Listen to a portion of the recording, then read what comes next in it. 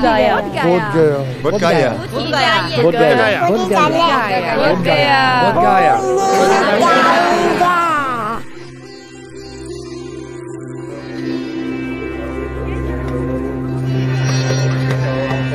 Every year, Buddhist pilgrims from around the world come to Bodh Gaya to pay homage to the Buddha. This sacred place is believed to be the center of the universe, the navel of the earth, where Buddhas, past and future, attain complete enlightenment.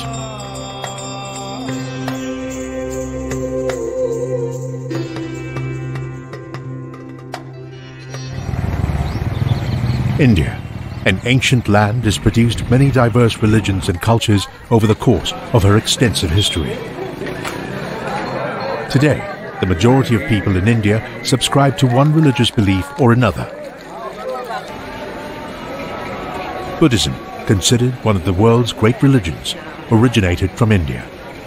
It is not surprising then that India commands a special place in the hearts of Buddhists.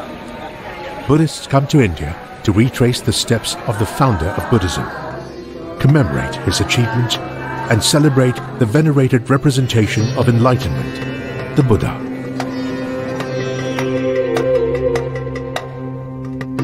The founder of Buddhism, Siddhartha Gautama, was born in 623 BC in the kingdom of Kapilavastu in ancient India, in what is today Nepal. To commemorate his joyous birth, his father, King Suddhodana, invited many renowned sages to a naming ceremony for his son. Among them was an old sage who prophesied that the young prince would eventually give up his kingdom to become an ascetic and ultimately a fully enlightened Buddha. As Prince Siddhartha was growing up, King Suddhodana recruited the best teachers in the kingdom to educate him. He was very diligent in his learning and became a talented young man renowned for his wit and courage. The prince grew into a gentleman and was full of love, kindness, and compassion for all people and living creatures. Meanwhile, his father, the king, was deeply anxious about the prophecy of his son's renouncing the kingdom. So he lavished him with all manner of wealth and luxuries, hoping this would distract him from any thoughts of renunciation. But on one of his outings beyond the palace walls, Prince Siddhartha witnessed for the very first time old age, sickness, and death, and the peaceful countenance of an ascetic. What he saw weighed heavily on him and made him deeply contemplative. Siddhartha was 29 when he renounced his kingdom and left his wife and son in search of the truth. He spent the next 6 years practicing austerities, but when this failed to yield the answers he sought, he gave up the practice of austerities. After accepting a bowl of rice milk from a village girl named Sujata, who nursed him back to health, he made his way to Gaya. Upon arrival, a grass cutter offered him a pile of kusha grass for a cushion. He then sat under a Ficus religiosa tree in Bodh Gaya for 49 days, contemplating deeply about life and trying to find an end to cyclic existence. Finally, on a full moon night, Siddhartha gained complete realization and became a fully enlightened Buddha. Henceforth, the Ficus religiosa became known as the Bodhi tree. Bodhi refers to awakening, and thus the place associated with Buddha's awakening became known as Bodh Gaya, also known as Buddha Gaya.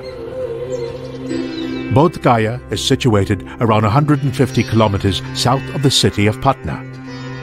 During Vesak Day, which falls every year on the full moon day of May, devout Buddhists make their way to Bodh Gaya to commemorate the birth, enlightenment, and parinirvana of the Buddha. The arid summer month of May attracts many devotees from tropical countries like Thailand, Sri Lanka, and Vietnam. Bodh Gaya is considered the holiest of the holy sites because it is here where past and future Buddhas are believed to attain enlightenment. It is said that a total of 1,000 Buddhas will attain realization and enlightenment in this one place. In our literature, Buddhist literature, it says all the past Buddhas past Buddhas, they all come for their final bliss or to attainment of enlightening. They come to Bodhi Gaya, especially the past Buddhas, and also in the future Buddhas. They also, in their term, when they about to become enlightenment, so they are coming to Bodhi Gaya. Every year, the management committee of Bodh Gaya hosts a grand celebration, inviting the Sangha and local officials to come together to commemorate Visa.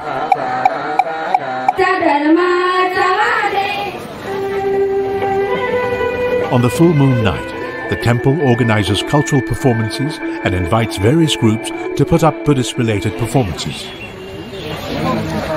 Devotees celebrate Visa in their own ways. Some offer lamps and pray for wisdom and liberation from suffering. Others pay homage to the Buddha in groups and chant the scriptures in praise of the triple gems, the Buddha, Dharma, and Sangha.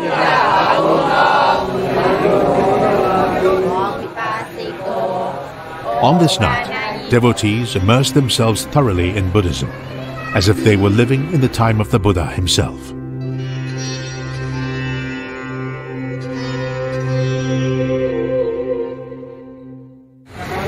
The month of May is hot and humid, so Buddhists from other parts of the world prefer to visit Bodh Gaya at the end of the year, when the weather is cooler. There are even direct flights offered at this time of the year, so travel becomes more expedient and convenient. One common sight in Bodh Gaya during this season are maroon-robed monks called lamas. Many of them come from around India or neighboring Nepal and Bhutan. Most of them come to Bodh Gaya to participate in the Monlam, or Great Prayer Festival. The Monlam, or Great Prayer Festival, is organized primarily to pray for happiness, peace, and good health. It also serves to commemorate Lord Buddha. The Monlam was started by Lama Tsongkhapa, founder of the Gelugpa sect of Tibetan Buddhism in 1409. The inaugural Great Prayer Festival was held in the Jokang Temple in Lhasa. The Kagyu sect of Tibetan Buddhism also organizes the Monlam in Bodh Gaya every year. According to estimates, close to 10,000 Sangha members and lay devotees participate in the Monlam every year. The first Karmapa, the head of the Kagyu sect, was credited with establishing the unique system of reincarnated lamas in Tibet. To date, the current Karmapa is the 17th in the successive line of incarnations. The Karmapa stressed that the aims and benefits of Monlam are not restricted to one religion, but universal and directed towards all sentient beings.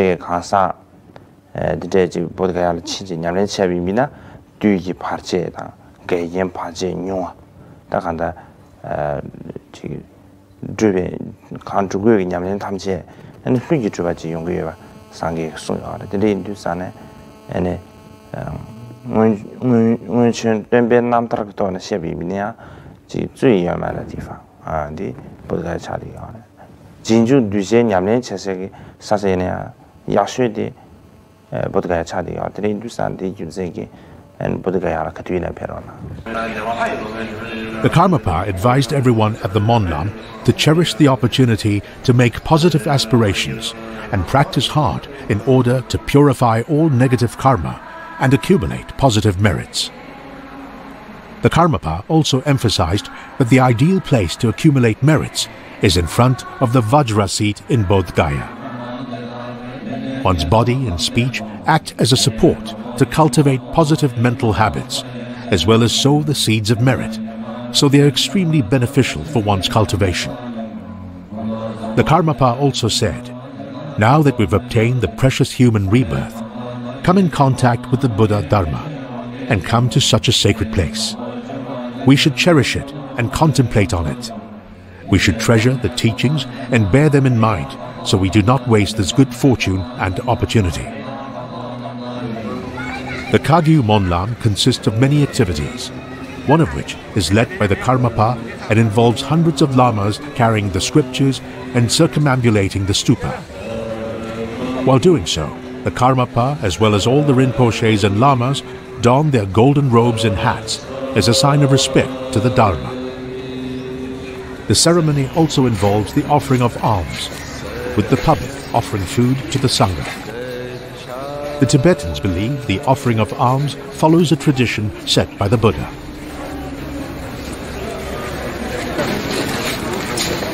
When the end of the year approaches and the weather turns colder and more comfortable, many lamas begin doing full prostrations at the holy site.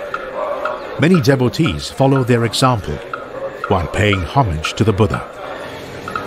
Doing prostrations is the primary means of showing repentance. It is an expression of respect, as well as a way to eliminate one's pride and ego. During prostration, one lowers one's head to the ground and as a result elevates the object of veneration to a higher place. This helps to purify the negative karma associated with pride.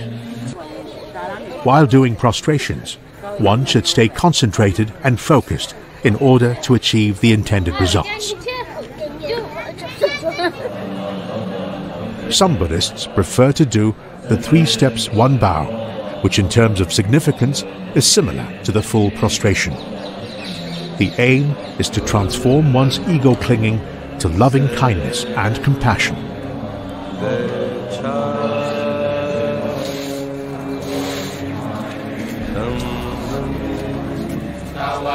Buddhist practitioners often like to face the Buddha statue while chanting the scriptures, as this is akin to hearing the Dharma from the Buddha's own mouth. This helps to remind oneself to practice diligently, avoid evil, and do good. Scripture chanting originated in the time of Shakyamuni Buddha. In the past, the words of the Buddha were passed via oral transmission. Disciples of the Buddha often memorized and repeated the words of the Buddha when they preached the Dharma. This involved familiarizing oneself with a particular scripture and making the effort to commit it to memory. This continues today, with the chanting of scriptures still the basic tool of learning and spreading the Dharma. Other devotees prefer to engage in silent meditation, either beneath the Bodhi tree or in front of the Vajra seat. Settling into a state of deep peace and serenity, they follow in the Buddha's footsteps and embark on the path to enlightenment. Here, Buddhists usually perform certain rites and rituals to show their respect to the Buddha, such as the offering of water, flowers, fruits, incense, and lamps.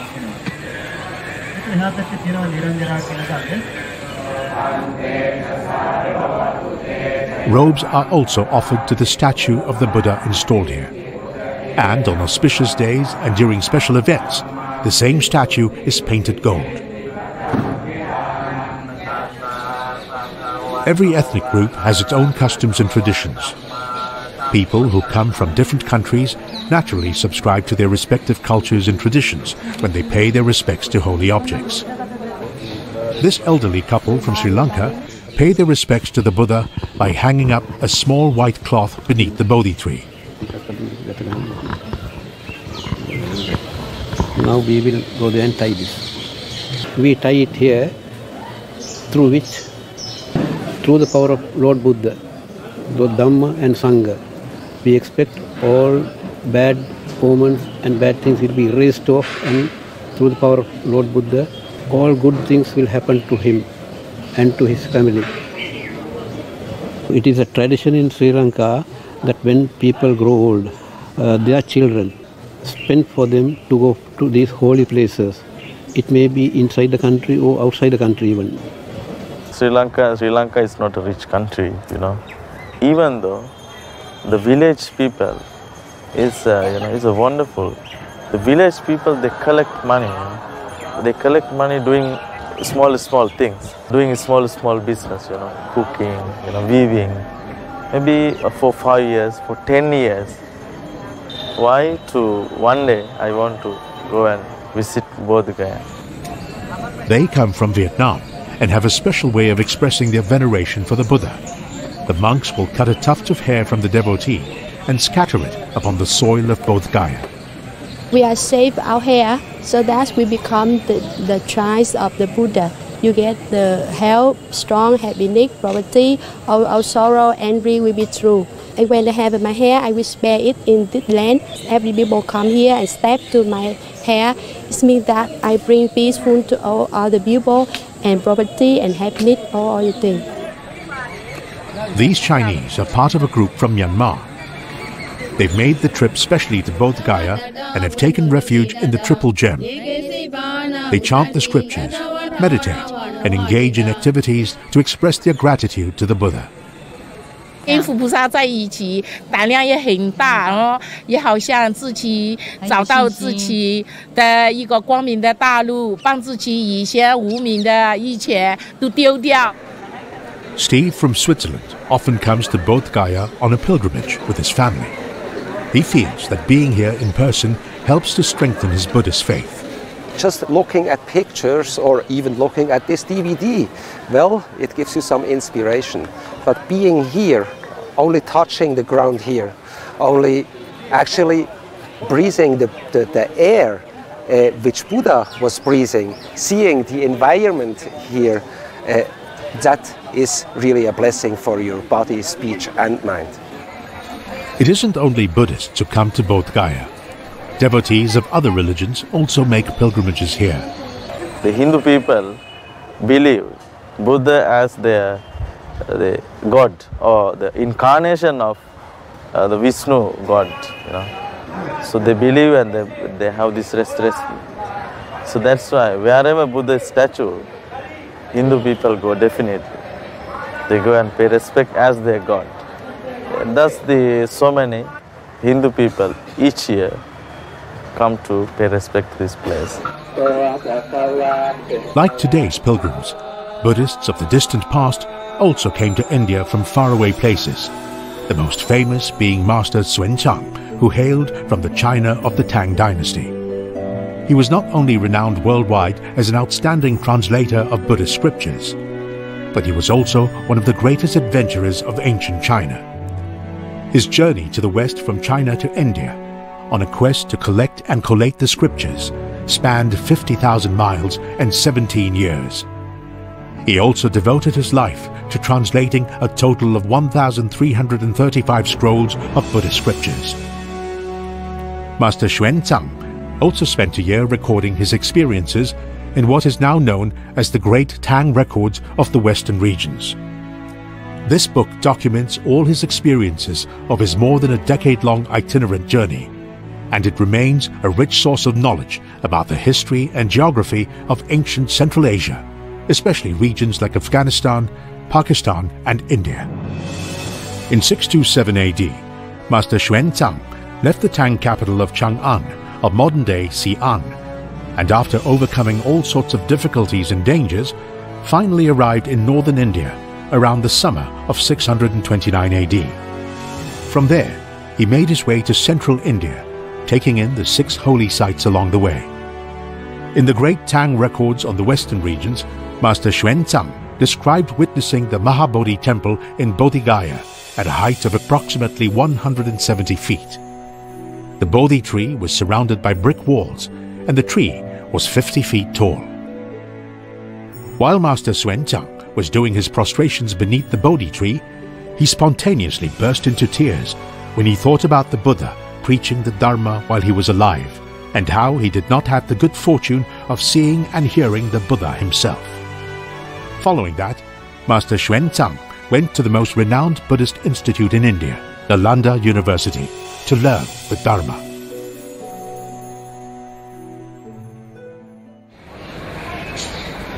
The reason why a temple was constructed in Bodh Gaya is to commemorate the Bodhi tree and the fact that the Buddha practiced and gained enlightenment here.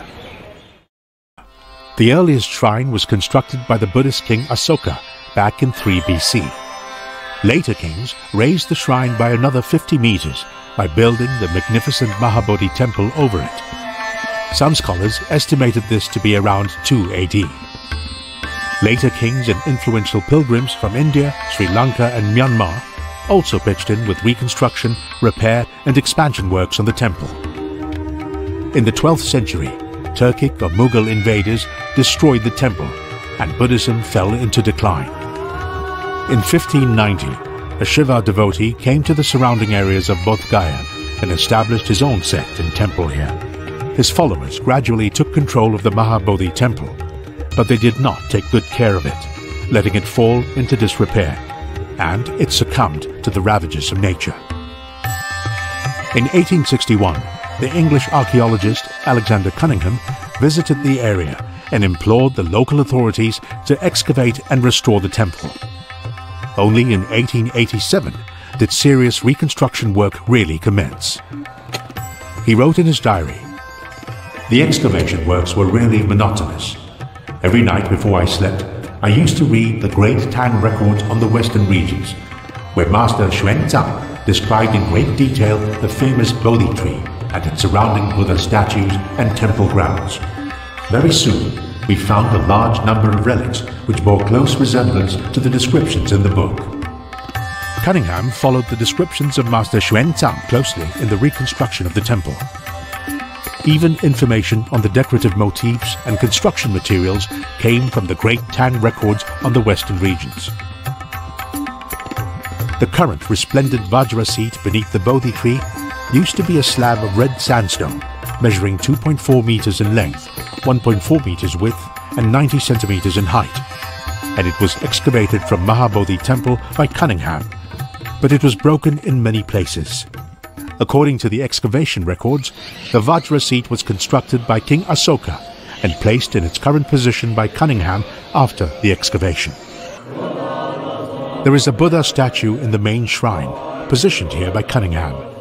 It was then greenish-black in color, but over the years, Tibetan pilgrims practicing of pasting gold foil on it transformed it into the golden statue we see today. The Mahabodhi temple in Bodhi Gaya was named a World Heritage Site by UNESCO in 2002. The Mahabodhi temple is shaped like a pyramid. The first level is a square, with each side measuring 15 meters in length, and it spirals upwards into a bronze spire, giving the stupa a harmonious sense of balance. At each of the 4 corners of the first level sits a similarly shaped but smaller stupa. There is a stone plaque in front of the main entrance towards the east. On both sides of the main entrance, one can find niches filled with gold-plated Buddha statues. The relief sculptures on the 4 sides of the stupa are framed by horseshoe-shaped arched doors, representing the earlier Buddhist monasteries. The other 3 sides of the Mahabodhi temple contain over 60 stone railings measuring 2 meters high. These were made between the 2nd and 5th century. Most of the current stone railings are replicas, since the original ones have been installed in various museums as exhibits. Towards the left of the path leading to the temple, one can find a round stone seat with the Buddha's footprint carved on it. Besides that, at the Vajra seat and railings around the Bodhi tree, one can also find 2 round black stone seats with gigantic Buddha footprints carved on them. This elaborate piece of art never fails to kindle one's imagination. After the Buddha attained enlightenment, he remained beneath the Bodhi tree and meditated on the Vajra seat for 7 days. On the 2nd week, the Buddha stood atop a small hill and gazed uninterrupted at the Bodhi tree, full of gratitude for the shade it had provided him throughout his days of meditation. On the 3rd week, the Buddha did walking meditation at the north face of the Mahabodhi temple.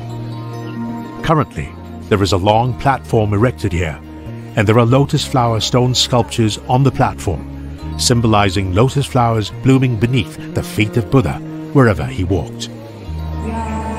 Walking meditation, which originated from the practice of Theravada Buddhism, has become an important part of modern-day meditation. Walking meditation consists of focusing pointedly on every single action of the body while one is engaged in the act of walking. One is aware but unfettered by discursive thoughts in the mind and external distractions. Through the practice of determination, one maintains a balanced and patient mind. On the fourth week, the Buddha engaged in the practice of meditation here, contemplating on the law of cause and effect, where every phenomenon arises as a result of prior causes and conditions. Today, this place has become a highly treasured practice ground where ordained and lay Tibetan Buddhists engage with utmost devotion in the practice of full-length prostrations, in the pursuit of full enlightenment. On the fifth week after the Buddha's enlightenment, he sat down to meditate beneath a poplar tree, and it was here where he advised a Brahmin. It is not through birth, but through actions that one is considered a Brahmin. This place is currently located along the main route towards the main shrine in the Mahabodhi temple. On the sixth week of the Buddha's enlightenment, he entered into deep concentration in this very place, and just then a raging storm beckoned, and the Naga king appeared and provided the Buddha with shelter against the relentless storm. This place is actually symbolic because, according to records, the actual location where this took place is 3 kilometers south of the Lotus Pond. On the seventh week, the Buddha sat here in meditation, and upon completion, he received offerings of biscuits and honey from 2 merchants who took refuge in him. They became the earliest lay followers of the Buddha, even before the official Sangha was established. The Buddha attained enlightenment under the Bodhi tree, which is why it commands such a sacred place in the hearts of Buddhists. Some people who aspire to be a monastic have, after careful consideration, specially chosen to be ordained in this special place.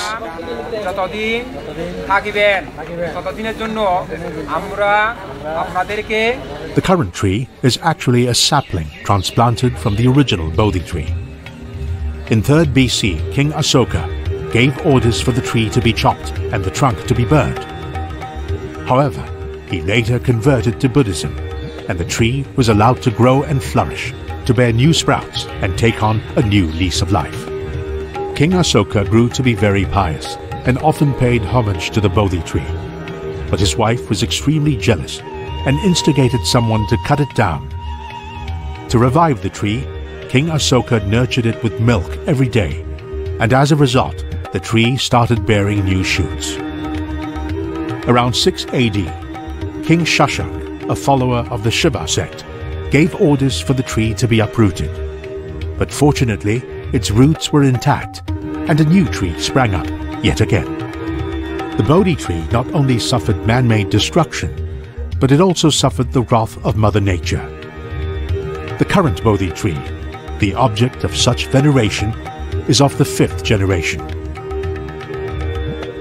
King Asoka, the king of the Maurya dynasty, loved visiting holy places associated with the Buddha, Bodh Gaya being one of them. As a Buddhist, he strongly supported the spread of Buddhism, and under his patronage, Buddhism spread throughout the whole of India. He also sent his son Mahindra, an ordained monk, to spread Buddhism in Sri Lanka. King Asoka later tasked his daughter Sangamitra, an ordained nun, and a group of specialists to bring a sapling of the Bodhi tree from Bodh Gaya to Sri Lanka, as well as spread the Bhikkhuni vows, resulting in the establishment of the first Bhikkhuni Sangha in Sri Lanka. Under royal patronage, Buddhism became Sri Lanka's main religion, and even today, the island nation is regarded as center of Buddhism. The Bodhi tree continues to flourish today, at the very same spot where it had been transplanted. This Bodhi tree with the golden pillars, you can see the small branch. That is the actual Bodhi tree, which was planted in 288 BC. The other Bodhi trees have been planted as guardian trees. When it was alone, there can be a lot of problems. So just to protect the Bodhi tree from any natural disaster or anything, so they have been planted here. This tree has been well researched and documented as the oldest on record, and is viewed as a national treasure by Sri Lankans. The Mahavansa, the great chronicle of Sri Lanka, is a very important historical document in Sri Lanka. It is well accepted and respected by the historians the world over. There we find the whole history of the Bodhi tree. And apart from that, we also have Bodhivansa. Bodhivansa is particularly written for Bodhi tree.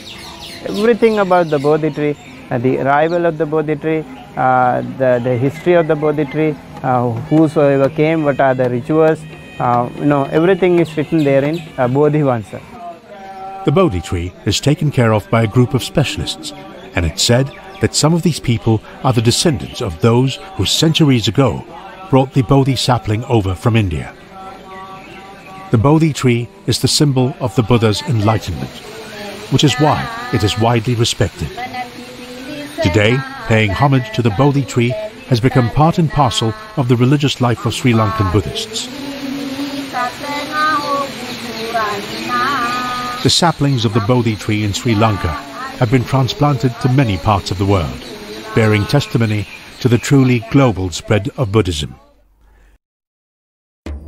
In 1891, a young Sri Lankan, Dharmapala, visited Bodhi Gaya.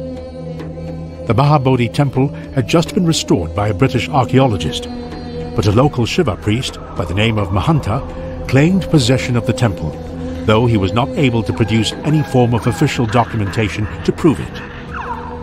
Back then, there was no one maintaining the temple.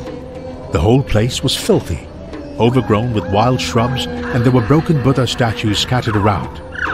Dharmapala was extremely depressed upon seeing the place in such a pathetic state, so he made a vow beneath the Bodhi tree and pledged his best to maintain and protect this holy site. With that, he started waging a campaign to regain Buddhist control of the Mahabodhi temple. When our founder came on a pilgrimage, he found the deplorable condition of this sacred place.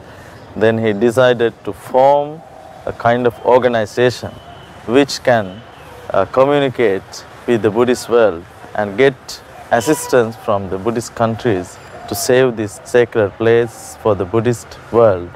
The other objectives is that to open some kind of charitable activities surrounding these sacred places, Buddha Gaya, Sarnath, Kushinara, such places.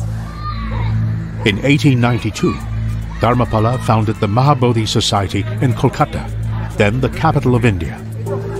This made it more convenient to establish contact with people of authority and approach them for help. In the same year, he started publishing the first international Buddhist publication, Mahabodhi Journal, to create public awareness and seek global support.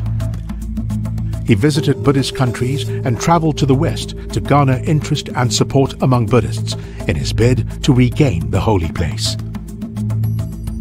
He met so many great personalities in India, like Mahatma Gandhi, and like Jawaharlal Nehru and Rabindranath Tagore and Swami Vivekananda. Such as very big personalities he met, and he asked their support to save this Buddha Gaya temple especially. Many important figures in India, such as Mahatma Gandhi, had expressed their view that Buddhists should own the rights to the Mahabodhi temple. Finally, in 1949, the Bodh Gaya Temple Act was passed, paving the way for a Bodh Gaya Temple Management Committee to be set up to manage the temple's affairs. The members comprised 4 Buddhists and 4 Hindus, including Mahanta. The chairman was to be the district magistrate of Gaya, and he had to be a Hindu. Since then, the Mahabodhi temple has been under the jurisdiction of this committee. Temple किसी एक व्यक्ति का नहीं होता है. Temple is not belong to one person. No. Temple is a very world. It is belong to world. Even today, some Indian Buddhist monks are still hopeful that the 1949 Bodh Gaya Temple Act will be revised, and that the temple will one day be wholly managed by Buddhists. Bodh Gaya is the foremost sacred place in the minds of Buddhists. A pilgrimage to India is not complete without coming to the source of Buddhism, the place where the Buddha practiced austerities, the place where he became enlightened. and the place where he preached the wheel of Dharma. Devout Buddhists around the world aspire to visit these places. Surrounding Bodh Gaya are many holy places associated with the Buddha. East of Mahabodhi Temple, beyond the bustling town, lies the Niranjan River, where the Buddha engaged in the practice of austerities. Having left the palace, he came to the forest here as Prince Siddhartha and engaged in the practice of extreme austerities, subsisting on 1 grain of rice a day.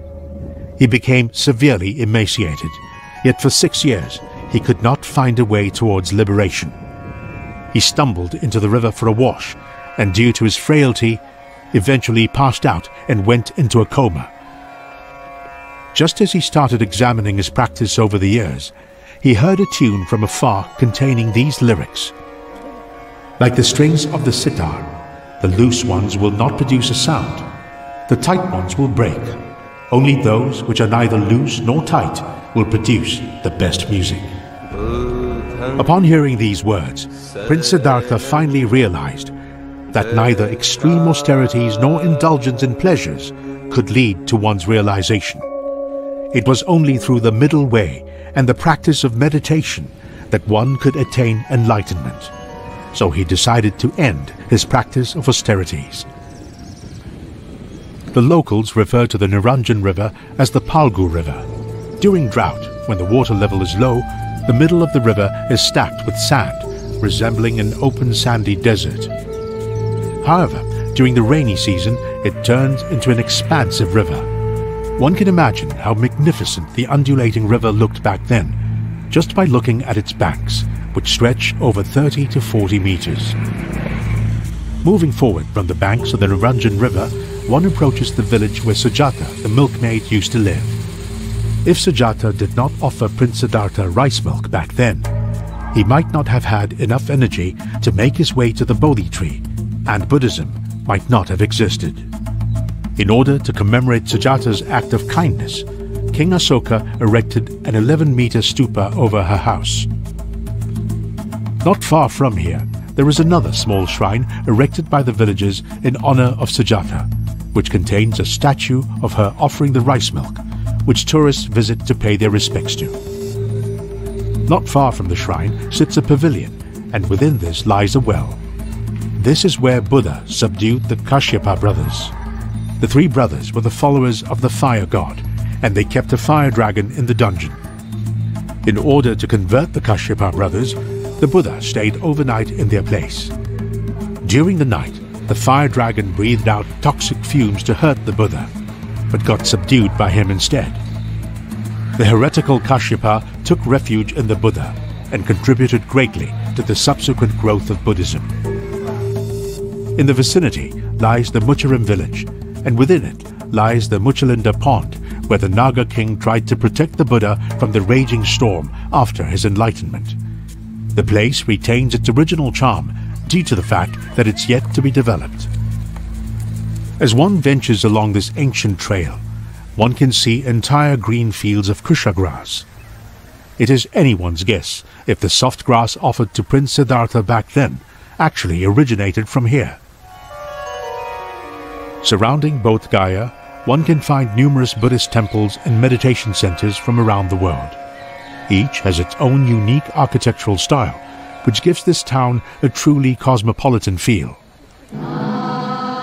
Although Buddhism originated from India, it spread to different countries, and many local cultures and customs became assimilated into Buddhism. This includes not just the distinct architectural styles of temples, but also the unique craftsmanship of Buddha statues. This is of great benefit to pilgrims from different parts of the world, as they have the rare opportunity to understand and experience different Buddhist cultures and traditions in this one place. Many Buddhist centers organize regular events and ceremonies, as well as offer accommodation to provide devotees with the most favorable conditions to carry out their pilgrimages or engage in more long-term practice. Some also provide aid to the poor villagers nearby. Among the oldest is the Mahabodhi Society set up by Dhammapala. His main project was to establish one pilgrimage center. That time there was no any place to sleep to the pilgrims. So he decided, I want to make one pilgrimage rest or dharmashala. Thus he started this building in 1901. This was the first building in Bodh Gaya. That time served to all the pilgrimage who visited this place. So this was the first project in Bodh Gaya.